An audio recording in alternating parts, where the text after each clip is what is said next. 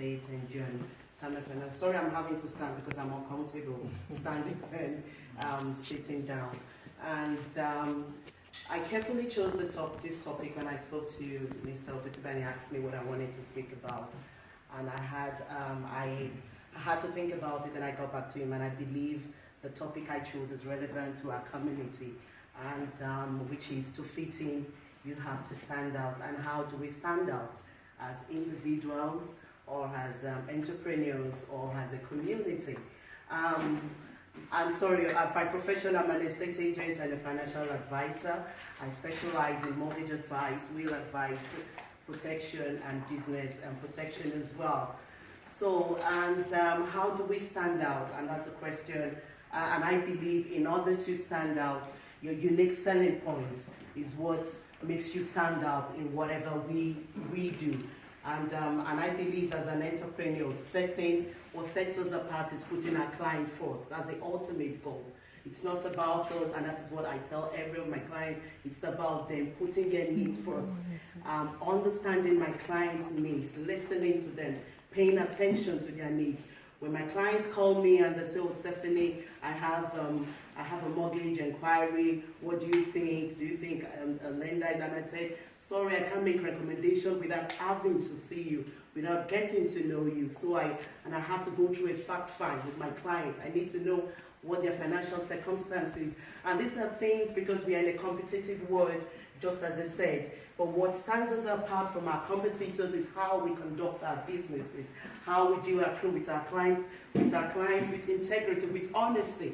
If you have a client that needs a property in Dagenham and you are currently based somewhere else, don't try to force your client to buy a property that you believe is not suitable to them. You can always recommend them to someone else in the business. Like I said, we are all doing what everyone else is doing.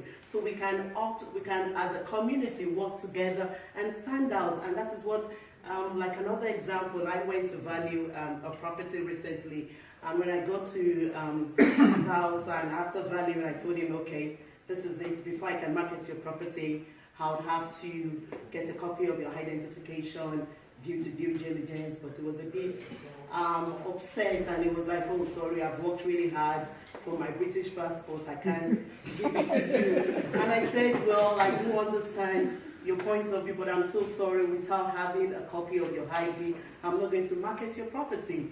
Yes, was he right? Yes, he was in his own way, but I had to stick to my own integrity. This is what I've been asked to do. And what he said, reluctantly gave me his African passport with this indefinite leave, and that was good for me.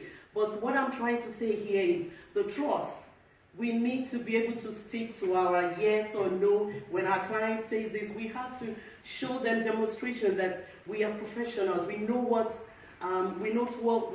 we are doing. And another area that I believe we also need to overcome, the reservations on protection, on wills. In our community, these are areas that even when you start a conversation, they cut it off with Bible verses, and and I just believe it makes us look careless as a community, because we've worked really hard for our empires, our estates. The last thing you want to do is have your loved ones wondering what you want to do, what you don't want to do. And with a will in writing, it expresses your wish. And, it brings about harmony when you're long gone, because you've expressed everything in writing. There's some of us, we had kids before marriage. Do you know that by law they are regarded as illegitimate? And if you don't have a will in place, they're not covered. They're not covered at all, and this is what people don't know, and that's why we need to try to understand so many things about where we are. We shouldn't just make assumptions that, oh, okay, this is it, I'm not going to die young. Let's educate ourselves. Let's find out, even we as entrepreneurs, whatever business we are in, let's get registered. Let's understand let's educate ourselves. Don't stop from one. You have to keep going, attend conferences. And these are things that can enable us to stand out as a community, as individuals, as entrepreneurs as well. And I'm going to finalize my speech with a scenario, like an activity, and I'm going to show you all.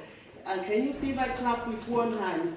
I clap with 2, I clap with 3, I clap with 4, and I clap with 5. You can see how effective it is when I clap with 5 fingers. And I believe we can all come together as a community, help one another, celebrate one another, because together I believe we can do it.